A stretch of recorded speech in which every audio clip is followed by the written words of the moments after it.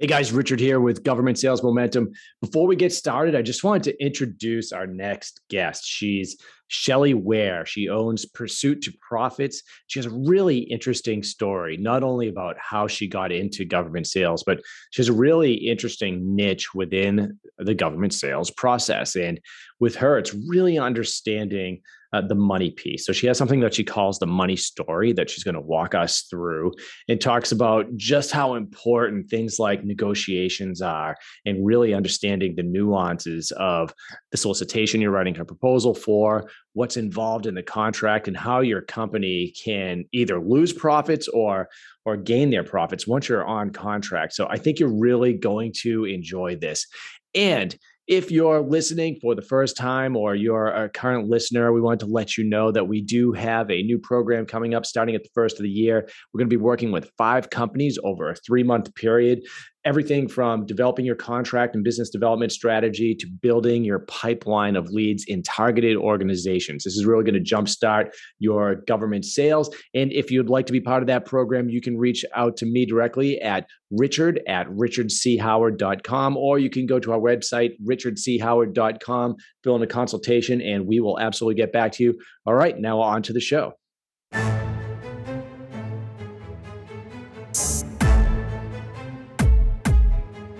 Hey everyone, thanks for tuning in to the Government Sales Momentum podcast. Today I'm with Shelley Ware with Pursuit to Profits. Hi, Shelley. Hi, good morning. How are you today? I'm great. Good. And I already knew that because we talked before the podcast, but no, it's all good. So Shelley, we talked twice before, once before the podcast and once before this. Shelley does a lot of great work. So what I wanted to ask you first and foremost is maybe tell the audience a little bit about yourself, your background, and then we can get into what Pursuit to Profits does and what your specialties are. Absolutely. Happy to. Well, I grew up in northern Minnesota, where every day in the woods and on the lakes is an adventure. And the theme of adventure has continued the rest of my life. So I did go south for college to Iowa. Mm-hmm. And then I showed up at the Air Force recruiting office a couple of years after I graduated with a degree in acting. Oh, fantastic. And, thank goodness my dad wanted me to be able to feed myself, and I also double majored with business. Oh, that's awesome. So I did 5 years as an Air Force fuels officer, managing the refueling operations at a couple different bases, and I loved it.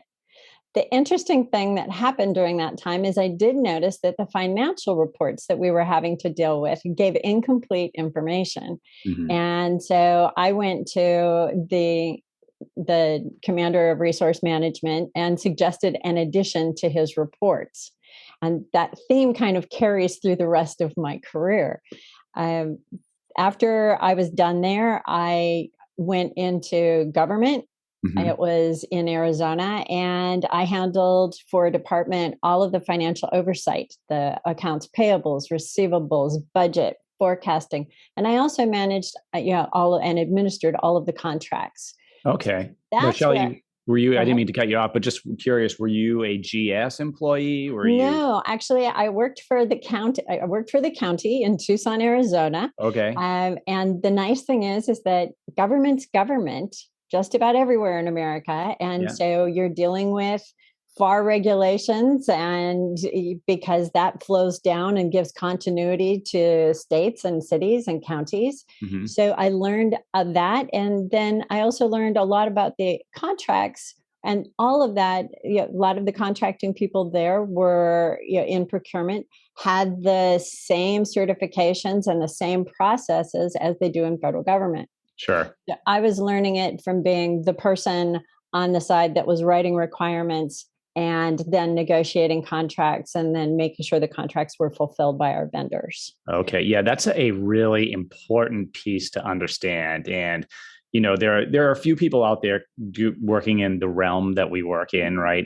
Helping companies with whatever part of the federal sales process or government sales process they're working on. But, it's one thing to understand, from a client perspective, and you need that, right? But I think it's a much rarer skill set to have that you actually experienced it from the government side. And you realize, you actually know, hey, this is why you may be experiencing the frustration you're experiencing. It's not like they don't want your company. They're trying to figure out how to get you on contract. And these are the obstacles that they come across. And I know we'll talk a little bit more about that during the podcast, but how you can help sometimes the government customer get over some of those obstacles, right? Absolutely. I mean, and it's so important. And I know that, with you coming out of that world, you bring that same kind of, of sensitivity to the issue of, your government client is not doing these things just to be obtuse and to be an annoyance. There are reasons for it. They're not going to sit around and explain it to you, but they have their reasons. They have people that they have to report to. There are deadlines during just the government's year that they have to meet. There are obligations to be met on their end. And the more you are aware of that, the better you can anticipate those needs and give them better reports, better data, better information so that they look good. If you can make them look good to their boss, you have started to build a real team and you've started to build a real relationship. And that's what wins in this business are the relationships. You've really hit it on the nose there, right? It's the relationship, and it's really helping them to do their job, right? The easier you can make it for them, like you said, the better you can make them look, the better it's going to be. You just got to understand, hey, what do they really need from you, right? And I know that's one of your specialties. Let's continue with your story because it's fascinating. I always love hearing, especially with someone coming from the Air Force. Because what I remember my Air Force recruiter saying to me, I think I asked about salary. I was in the same, going through the recruitment after college and looking at for me, it was officer training school. But he's like, Rick, you're not going to get rich in the Air Force, but the Air Force can make you rich. And I didn't know what it meant at the time, but I think, that has come true over and over again throughout the years. So very fascinated in your story and interested to hear what happens next. Absolutely. Well, after about 13 years doing that, I ended up in corporate, and I had the great good fortune to be able to move east at that point. And I ended up in a major company. That one was Computer Sciences Corporation. I was with them for 8 years, and I was hired to be the face inside a Department of Defense agency for all of the money questions and all of the contract questions for a particular program. And it was a brand new program. They were extremely anxious at that point because they had just gotten word that the government was extremely unhappy with how the money was being presented and what was happening with the contract. And they were looking at losing a few years on a recompete, a few years of their option years, plus any chance at a recompete. Wow. And so it was pretty easy to figure out once I got in there. Their invoicing was dramatically behind. Their forecasts were extremely confusing. You could not figure out what the financial forecasts were going to be. And because it was a brand new program, and there were a lot, there were people that were brand new to these kinds of roles, there was a lot of scope creep and not a lot of contract modifications. Which is a disaster. So it was the biggest thing that I found fascinating was for the third place in a row, I discovered that what was missing from all of the forecasting, the financial forecasting, was any concept of accruals. So you couldn't just sit there and go, okay, we've been on it 6 months, multiply that times, 2, and you've got what we're going to need for the year. Because they had already obligated so much money, but it wasn't showing up anywhere. It was like every single report I ever saw was missing a column. Those invisible obligated costs that at that point in time almost always required at least one manual entry in a ledger somewhere. And there was no tracking and there was no discussion about any of it. And that was what I had done when I was in the military, when I was in government, and now in corporate was, hey, let's add a column to the forecast so that you can actually see why you can't just easily extrapolate and get to an answer on your forecasts. Right. And why that's so important when you're dealing with government contracts is because your money has a time limit. And all of a sudden, you're sitting there and they're going, hey, end of year's coming up. We're going to deobligate this. It's timing out, or we need it more on another contract. And if you can't justify it, you lose it. And then you've got bigger problems. Those are some great points. And I know that we talked about how companies are focused on getting that contract, right? Doing all of the work to obtain the contract, but not even close to as much effort goes into, hey, how do I actually manage that contract once I have it? And as you know, you only get one shot at it, right? If you get a government contract and you really screw that up and you have the wrong type of markers put on your business, I would say difficult to impossible to ever recover from that. And just like you're saying, scope creep, not having the right mods, or not understanding that could kill your profits, and it could kill your business with the government. Absolutely. It's huge. It is really interesting. The three big things when you're talking about contracts and managing them and making sure that everybody's happy are, quality. Whatever you're producing or building or directing, whatever, needs to be the quality they are expecting. Now, that's not always the top quality, because sometimes it's just whatever's acceptable. But quality is important. The timeliness of things is important. But I find more often than not that the ability for them to understand what is happening with their money is far more important. And that will kill you on a contract faster than anything else, unless it's something truly gross. But honestly, we've seen some pretty big contracts out there in the last 10 years where timeliness was not exactly a big thing, and the delays just keep going, and then the money starts to creep, and it gets ugly and very public. But when you're a small company, you can know what your money story is, and it's knowing your pursuit to profits, all the way from pursuit, which in the government contracting world has another meaning, and that is basically everything from the first word of business development all the way through award.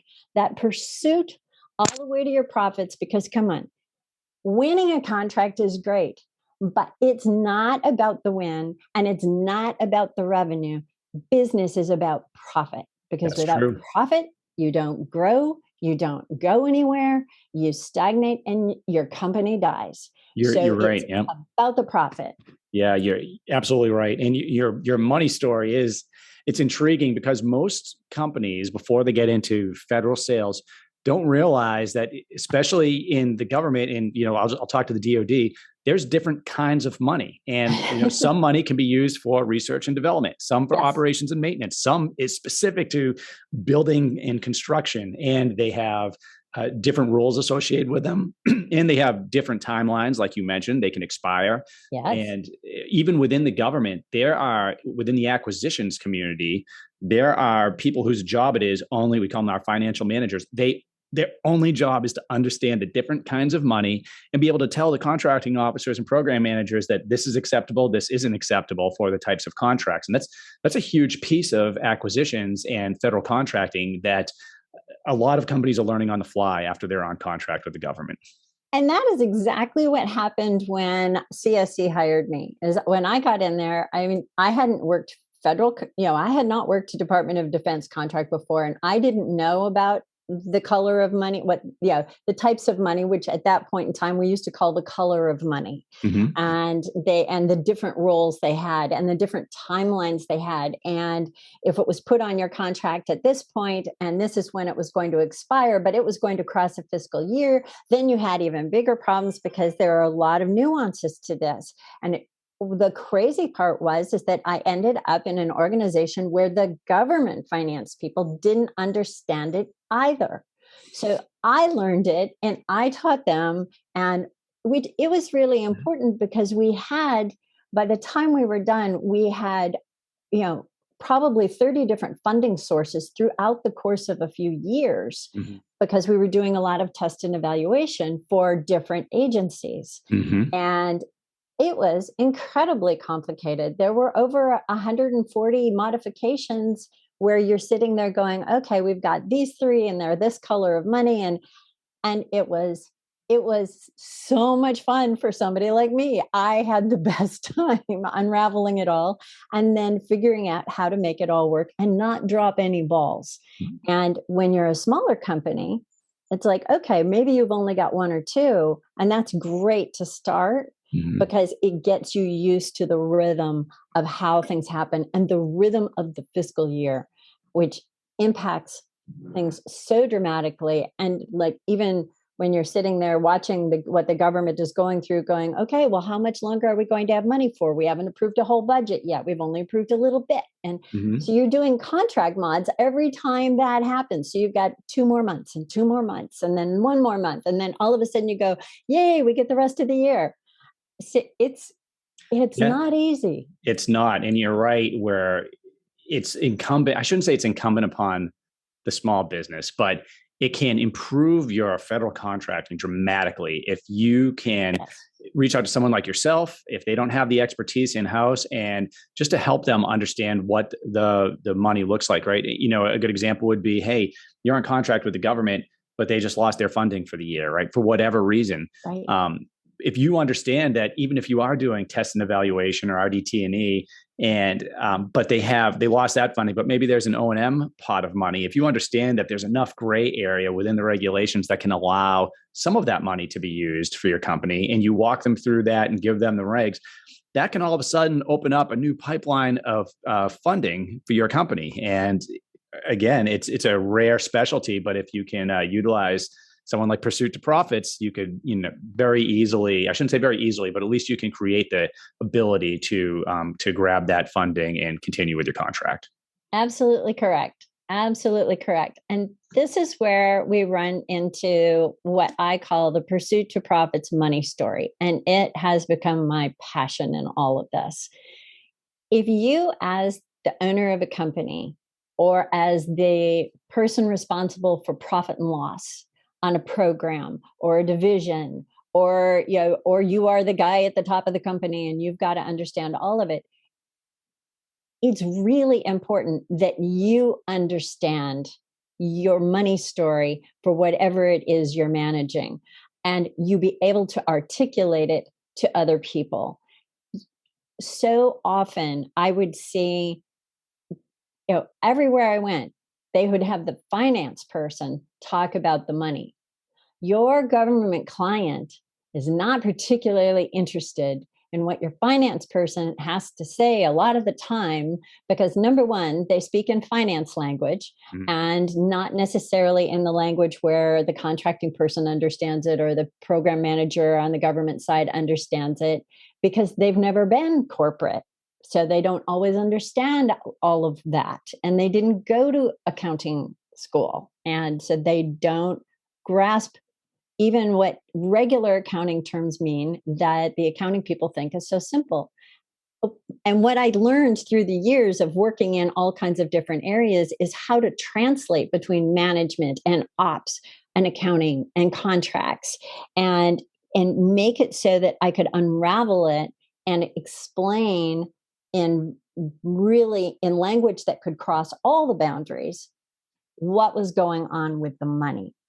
And once the person at the top of the food chain on something can explain in ordinary terms what's going on with the money, that opens so many doors again in terms of the relationship you're going to have with your government clients.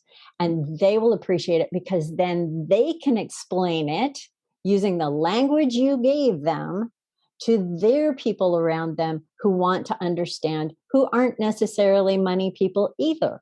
Mm-hmm. But if you can explain it in language that goes across the board, you can explain your money story and you understand your money story and you understand the nuances of it. That's where your profit is. Absolutely. Yeah, no, that's very important. could you talk about how that translates into, because we talked a little bit about, what could get lost from negotiation to contract closeout? How does the money story play into that? And what would be some recommendations you'd have for companies that are at that stage? Absolutely. The I break the stages of the contract life cycle down into 6 basic stages. The first one is pursuit. And that one, for me and for my purposes, goes from business development through proposals. And the big things there, which these are things that I refer to as profit mines and missiles.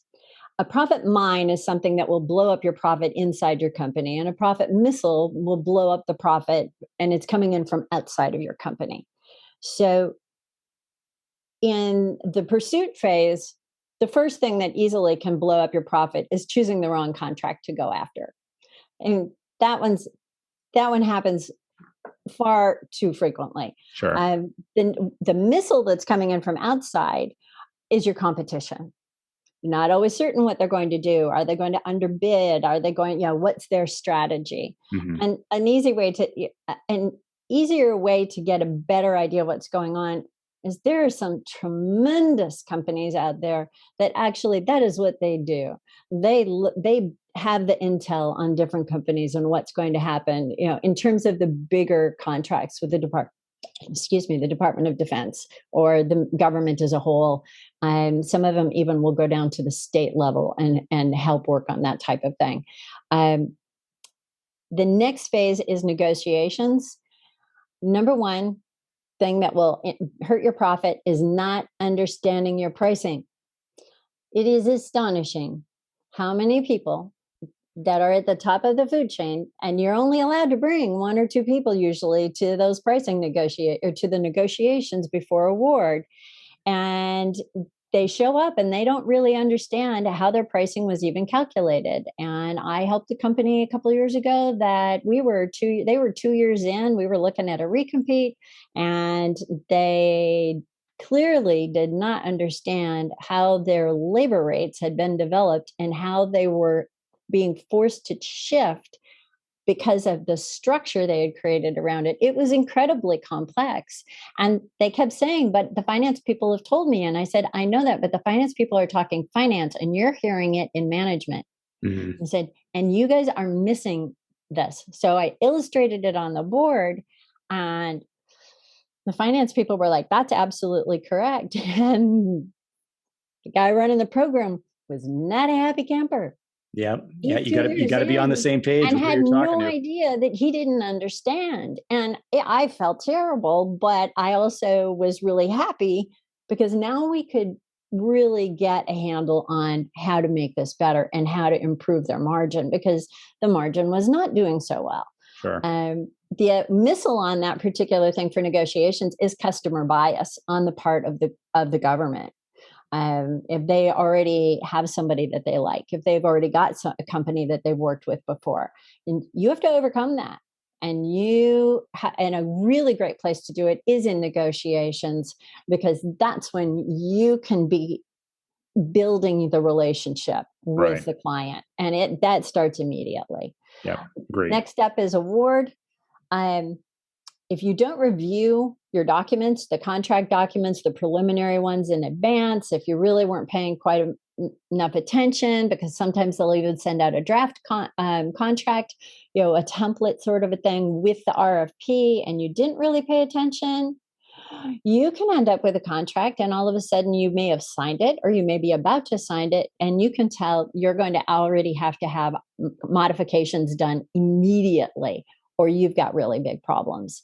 You've got to pay attention. You've got to look at them. The missile in that case are protests coming from other companies about the award. And doesn't happen as often with smaller types of things, but with the large ones, it's a common occurrence anymore. Yep. And you're right, unfortunately. You need to be prepared for that. You need to be thinking about that from the day you start to think about even going after it. As, okay, who's going to have what opinions and who's going to fight this? Yep. Next step is Next step is execution. And that's where the mine forecasts. If you really don't understand, you've got to understand your pricing, you've got to understand your money, you've got to understand the cycles, and you need to know where your accruals are. And then your forecasting can turn out really, really well. And that builds a phenomenal bridge between you and your client. The missile on that one is scope creep from the government. And they can be famous for this in certain cases. And if you don't manage them and manage their expectations at a sufficient level, your profit can disappear in a nanosecond, especially if they decide to say, hey, you've got this extra $1 million sitting on your contract, and we want to buy a whole bunch of, we want a whole bunch of parts. Well, the margin on parts is like non-existent. Exactly. Okay, so now here's another thing though on that, is that if it's $1 million of one kind of part, okay, that's not so bad. So you just have a couple of people that are working the deal, and they get it done. And then as the stuff comes in, great. You're talking 1 million widgets, and it's 500,000 and different widgets and 2 of each. The amount of labor costs that you are going to suffer from trying to handle that is insane. And it depends on the rest of how your contract was structured. If it was firm fixed price, you're toast. Yeah. And, I think something else to point out is, as a former program manager for the DoD, is we expected companies to push back when we try to modify the contract, right? Without even officially modifying it, right? So when you talk about scope creep, when we're bringing up new things that the government needs, hey, it's great if the company just says, oh yeah, we can, we're going to go ahead and do that if they don't know any better, but because then we don't have to find the funding for it. But for the most part, we're expecting some pushback, right? So if you are if the government's trying to increase or add something to your contract that's already been negotiated and you've already been doing work, to a certain degree, they're expecting you to come back and say, okay, well, hey, to do what you're talking about is going to require X, Y, and Z. And, what do you think about that? So that could be another negotiation right there for how you're going to fund the additional work that the government's asking for, or products, or whatever it is. Thank you so much for bringing that up, because that is something that so often you'll run into people that are like, oh, if we push back, if they won't like us and they'll be mad at us and this isn't going to go well and we want them to love us. Come on, you don't want them to love you. You want them to respect you. You want them to trust you. You want them to have confidence in you. And if you need unconditional love, get a dog. And it could be the opposite, right? Yeah, it could be the opposite effect. You're not pushing back, could raise some serious eyebrows on the other side of that table about your ability, your contract knowledge, your ability to deliver. And I've had so many of those conversations with general officers all the way down about, what a company's doing, pushing back versus not pushing back, mismanaging the funding, mismanaging the contract. Not a position you want to be in. And definitely a company needs to at least have the ability to reach out and grab that expertise if they need it. Absolutely. Absolutely. So the next aspect are follow-ons. And by follow-ons, I'm talking about contract modifications where you get extra money added to your contract to do a little bit more, which is in scope, or you get additional option years added, or you make it through the recompete and you win and you get to do the contract for another 5 years. All of these things are super important for expanding your business, because as we all know in business, it's a whole lot easier to get more where you're already at than it is to go out there and find somebody new.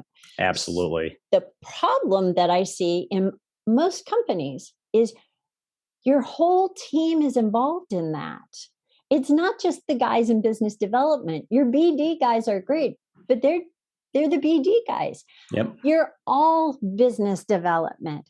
Every single person. The janitor is business development, okay? Because especially if your client comes to your building, they want to see people who appreciate their work, who enjoy their work, who are working diligently, and that the place looks like people care. And that can happen. I mean, the person at the front desk, boy, they set the tone for every visit. So they sure do, don't they? You need one of your sharpest people on that front desk. That's right. They need to know who's in the building. They need to understand what's happening in they are critical. But the whole team needs to understand that as they listen to things from the client, there are so many opportunities that just go on by that they go, wow, let me go tell so-and-so because, they could do a white paper on this and maybe get a sole source contract out of this. I feel like what you're saying should be screamed from the mountaintops, right? As far as, because it could get easy to fall into that mindset of, hey, the BD guys are going to handle all this. But it is absolutely, like I say it in just about every podcast episode, government sales is a relationship game. Yes. And you're right. Whoever's working with the government team, they are the ones that are going to have that relationship. And I think it's funny. The best business developers, I consider myself one of those, but so the best business developers I saw on the government side when I was PM were, when I saw the big DoD or the big defense contractors coming in, they had their own program managers on the contracts, but we'd meet monthly, the good ones. We'd have a monthly meeting, and at the end of those meeting, hey, is there anybody else that we should be talking to that needs a related skill set or related service? And often, we would point them in the direction of, oh yeah, hey, reach out to Colonel so and so because they have something coming up. That's how you find out about opportunities before they turn into solicitations. It's how you find out about them before they turn into RFIs and sources sought. And it's a great way to not just influence them in your favor, but it could turn into either sole source contracts, or it could also turn into modifications to your current contract, right? Because you're already on contract with the government. It's a lot easier for an office to say, hey, let's throw another couple $1 million on that contract you already have to do this related thing. And that doesn't always work out, but it is so powerful to be able to at least ask the question while you're in there. And you definitely have the right idea there. Yeah, absolutely. Always ask. The missile on a follow-on is when they're not happy with you and they announce they're going to do an early recompete. Yep. And that's what it's not a foregone conclusion. Just because they threaten it doesn't mean it's going to happen. That's why CSC hired me, was to stop that from happening. And we did. And we went on, we got all of our option years, and we got a 3-year recompete after that for that same work. But it was because what I did with them and how I completely shifted the relationships, the perceptions, and the processes through the whole place. Yeah, that's a good point. Knowing when to, because you still have time to recover at that point. And and just realizing that, putting the work in, absolutely right. And then also realizing a lot of companies aren't putting that work in. So if you see an incumbent on a contract, that doesn't necessarily mean that's not something you can go after, but it's that relationship piece that, you would need to work on with that office to make sure that any intel that you can gain on that other company, right? Absolutely. And the last phase is closeout. And this is something that almost nobody talks about. How do you actually end a contract? It's like, it doesn't happen on the last day. It's like, no, there's stuff that can carry on for 1 year, 2 years, 5 years. They go on a long time because you've got to close the books. Mm-hmm. You've got to close the financial books. But the big mine that I've seen on that is an internal failure to actually handle the property records. If you've been responsible for handling any kind of property that the government has needed you to track, and your records of who's got it, where is it, what's its condition, are at all iffy? I mean, it's like I'd hate to even say this, but I got to say it. I can't let it go by. All the property that got left in Afghanistan, okay? Yeah. It's like, I wouldn't want to deal with those books. Yeah. I've dealt with property that had to shift, that went over across 4 different companies and 3 different government agencies. And I had to get all 7 groups into a place in West Virginia to handle property transfers. And we were literally having people sign books from company to company to company, from agency to agency to agency, and then load it on a truck and ship it out. And that was amazing that we did it. And there was a lot of, it wasn't a very pleasant thing because there were people, contracts had been won and lost. Mm-hmm. And so there were, people were not happy, and they were not happy to be there, and they didn't want to deal with any of it. but everybody did. Everybody, got their act together, was polite, and we got it done.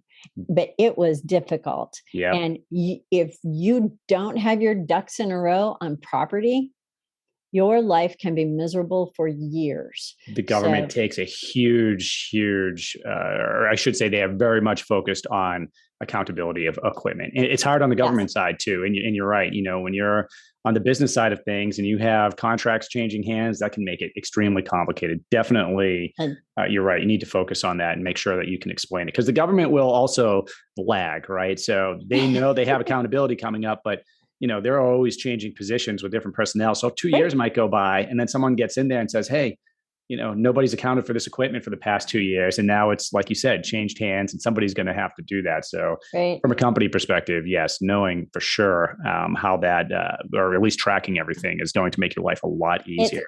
Because it's difficult and it's expensive, and you don't want to, and that is another way to just kill your margin. And then the last one, the last missile that I'll mention, are in closeout, and that's the clawbacks. Mm-hmm. And that's when they said, well, you didn't do what you said you were going to do and to meet this requirement.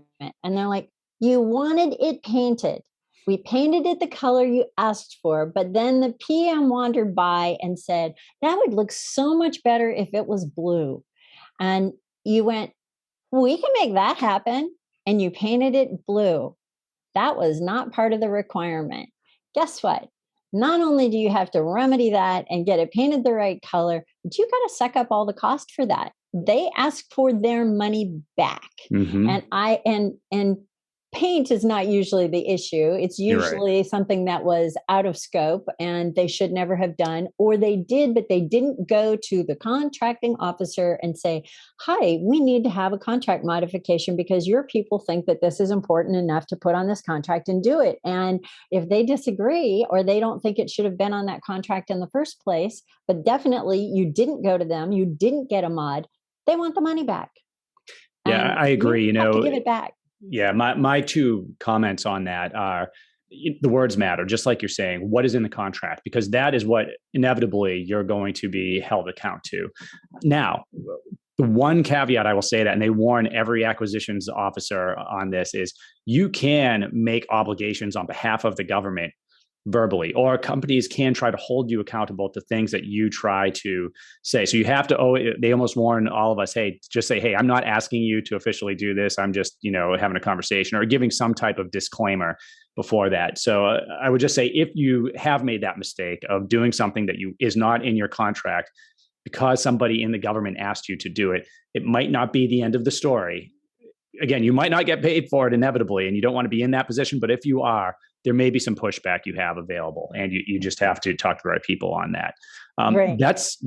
Those are excellent points. I don't think I've heard that money story, described in as much detail as you just did. And I think that's going to be great for a lot of companies listening to this.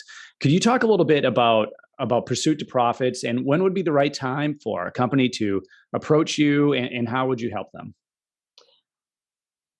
They can approach us literally from the moment they think they might want to be in the government arena. Okay.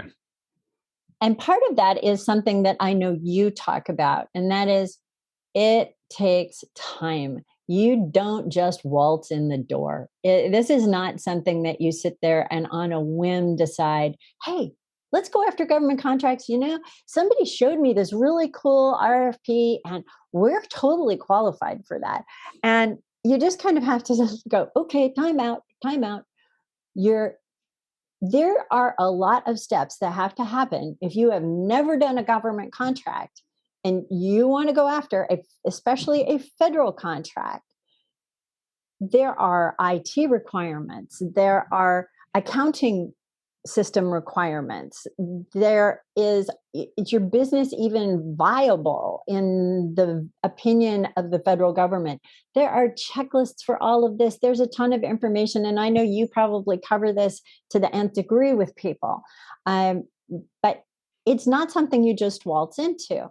However, if you talk to me, the first thing I'm going to do is say, okay, so how are your contracts with your commercial clients? What kind of margin do you have there? What do your costs look like? Do you really have all of your price, all of your expenses built into the cost or the price of a product? How do you do this? Because what you want to do is you want to see some of what they are going to do in order to be a viable company to pursue government contracts is actually it's it's the same stuff that will make them even better at doing what they do commercially. Yep. So by building that part, the government part up slowly in terms of, okay, let's get this, let's get a plan and let's go after these different aspects. But at the same time, we're sitting here going, as soon as you get better at your IT stuff, that's going to improve this on your commercial side, and that's going to improve your margin here. So if we can improve your margin on your commercial side while you're trying to build up and be prepared to go government, then you now have the money to fund yourself to do that, to make that effort and that foray into the government arena, because it is not for the faint of heart. It is not cheap. And it is totally doable. And there are totally great opportunities in the government arena for a lot of different companies. But you don't just waltz on in there. It doesn't work that way. And the likelihood of your success is really slim. The likelihood that you will financially damage your company is extremely high if you try to do it without a guide, a mentor, a chaperone. I mean, whatever you want to call us, you need us. Yeah. Because I think people will have gotten the idea by the time, since I just ran from everything I ran through, that this is a new language. It's a new approach. It's a new way of looking at things. So you definitely need people to help, but I can help at any point in your cycle, wherever you're at, because we've been through a lot of this. We've helped people through a lot of this. And it's the kind of thing where it's like, if you don't know, it's like, what's a wrap rate? Okay, well, you need to call one of us and we'll get a finance person with you so that they can explain, and then they can even help you figure out what yours should be. I had a call about 2 months ago from somebody who several years ago got a GSA contract, and it was to provide a particular type of service, and there were labor rates attached to it so that people could say, I want this kind of person who's at this skill level. And they got the contract. They were so excited, only to discover that they couldn't hire anybody at that level for the rates that they had put on their schedule. And so they defaulted on their very first contract with a government agency. So here they come. Good. Several years later, they decided they would try it again. They felt they knew more. So they called, and they had already submitted by the time they called me. And they said, so we're going after it again. And I said, great. Who did your rates this time? And they said, well, we did. And I'm like, okay. And how did you figure them out? Well, we looked at what we were doing commercially, and we just took a discount off of that. Okay. So not sure how that's going to go for them, because it wasn't exactly logical. Yep. From my perspective. From their perspective, they thought it was completely logical. And that's where, if you have never done this and you think it's completely illogical, you probably ought to call somebody to ask. Yeah, no, I agree. Look, as you know, government spends hundreds of billions of dollars each year just on small business contracts. And for those companies, the timeline to get on the contract can be long. And I would say most of our clients, the ones that have been successful, have typically had a commercial line of business that have funded them through that process. I usually tell people you got to plan on 12 to 18 months. It could be a lot longer than that. And it can be less than that, depending on what you're going after. But Boeing has a 100-year plan when they're approaching government sales, right? So it's definitely the long game. It can be extremely lucrative, but the companies, when they get larger and they start having multiple funded contracts, typically they're hiring people full time with our type of background and building those type of teams. the problem with small businesses, they don't have 200 or 300 grand a year to put on each person they're going to put on, but they still need the expertise. So that's where, reaching out to a Pursuit to Profits or to us for our specialty, that's where it can really benefit them, because it can give them the expertise that the big defense contractors have at a rate that they can afford, and get that expertise that they really need, like you mentioned, to not only get on contract, but please manage that contract effectively, understand what you're signing up for.